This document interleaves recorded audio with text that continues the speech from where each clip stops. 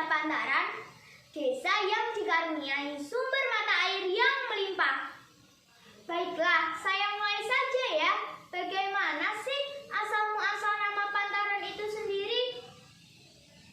Suatu daerah di kaki lereng Gunung Merbabu, sebelah timur tanahnya berbukit-bukit serta hawanya dingin. Tanahnya yang gembur membuat tanaman subur dan terbentang luas menyelimuti lereng-lereng bukit sehingga menambah keindahan pemandangan alam. Di tempat tersebut tinggal seorang biku yang terkenal sakti, arif, bijaksana, berbudi pekerti luhur dan berjiwa sosial.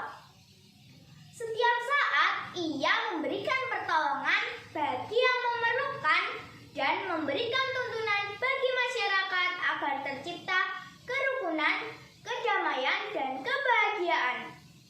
Sang Wiku tinggal bersama putrinya yang bernama Nawangsi. Semakin lama nama Sang Wiku tersebut tersohor ke seluruh penjuru wilayah. Salah satunya sampai di kerajaan Pengging dan membuat Sang Prabu Kusumawicitra timbul niat untuk membuktikan kebenaran cerita tersebut. Maka Sang Prabu Kusumawicitra memanggil putranya yang bernama Pangeran Citrasoma. "Hai anakku, pergilah kamu ke lereng Gunung Merbabu untuk menemui Sang Wiku." "Untuk apa ayahanda saya menemui Sang Wiku?" "Apabila Wiku tersebut ada, maka kau harus berguru pada Sang Wiku." Dan pergilah Pangeran Citrasoma setelah mohon izin kepada sang ayah disertai 2 orang abdinya. Dengan niat yang menyala-nyala, Pangeran Citrasoma berjalan diiringi 2 orang abdinya menyusuri lembah-lembah dan lereng-lereng untuk menemui Sang Wiku. Saat itu Pangeran Citrasoma sampai di sebuah lereng yang ditanami sayur nan subur. Dan di situ ada seorang gadis cantik jelita yang sedang memetik sayur. Segeralah Pangeran Citrasoma mendekati si gadis dan bertanya, "Gadis manis, di manakah rumahmu?" Mendengar pertanyaan tersebut, si gadis urung menjawab dan lari ketakutan. Karena ia mengira akan diganggu orang jahat. Tentu saja Pangeran Citrasoma mengejarnya melihat sikap si gadis. Dan sampailah si gadis di sebuah rumah dan segera masuk. Pangeran Citrasoma pun menyusul ke dalam. Namun sebelum itu, Pangeran Citrasoma mohon izin dahulu. Dan setelah diperkenankan masuk, mereka saling memperkenalkan diri yang ternyata si gadis tersebut tak lain adalah Dewi Nawangsi, yaitu anak Sang Wiku. Pangeran Citrasoma pun memperkenalkan diri dan menjelaskan maksud kedatangannya di tempat tersebut. Dengan penjelasannya, sang pangeran diterima menjadi murid Sang Wiku. Setelah kedatangan Pangeran Citrasoma, selang beberapa hari kemudian datanglah seorang aulia yang menamakan dirinya Syekh Maulana Malik Ibrahim Maghribi. Syekh Maulana Malik Ibrahim Maghribi mengutarakan maksudnya yang akan menyebarkan ajaran agama Islam di daerah tersebut. Dan Sang Wiku memperbolehkannya dan akhirnya membawa semua penduduk untuk mempelajari agama Islam. Hari demi hari berlalu, Dewi Nawangsi dan Pangeran Citrasoma saling menaruh hati. Dan hal tersebut disampaikan secara terus terang kepada Sang Wiku oleh Pangeran Citrasoma.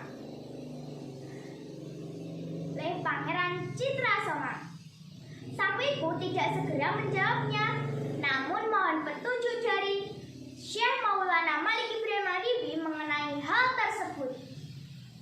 Setelah mendapatkan saran, Sang Wiku menjawab Pangeran Citrasoma bahwa lamarannya diterima.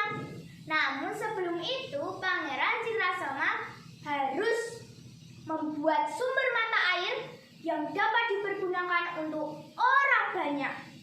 Setelah mendapatkan keterangan dari Sang Wiku, Pangeran Citrasoma pun pulang ke Pengging untuk melapor kepada ayahnya. Setelah Pangeran Citrasoma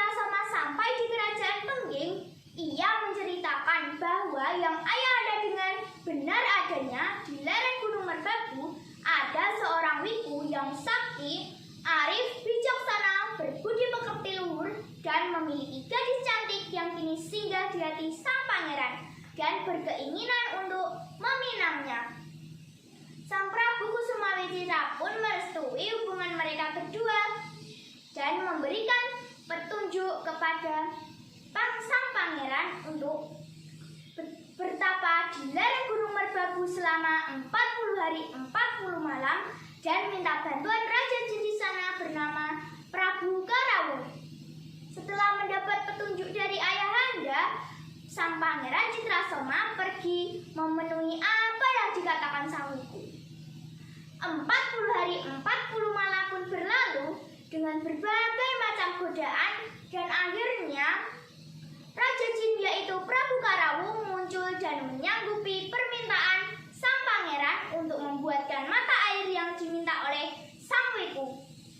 Selang beberapa hari kemudian muncullah mata air di dekat pertapaan Pangeran Citrasoma. Betapa gembiranya hati sang pangeran melihat hal ini. Segeralah ia turun ke padepokan untuk memberi kabar kepada Syekh Maulana Malik Ibrahim Haribi. Setelah mendengar cerita tersebut, Syekh Maulana Malik Ibrahim Haribi dan sang Wiku segera datang di mana mata air itu muncul, dan mereka bersujud mengucapkan puji syukur kehadirat Tuhan Yang Maha Esa. Keanehan pun terjadi setelah diamati. Air yang memancar dari mata air itu tidaklah lurus, tetapi berlekuk-lekuk menyerupai pendok keris yang pada akhirnya Syekh Maulana Malik Ibrahim Haribi mengatakan bahwa mata air tersebut dinamakan Tok Si Pendok. Kemudian Pangeran Citrasoma memboyong Dewi Nawangsih ke kerajaan Pengging.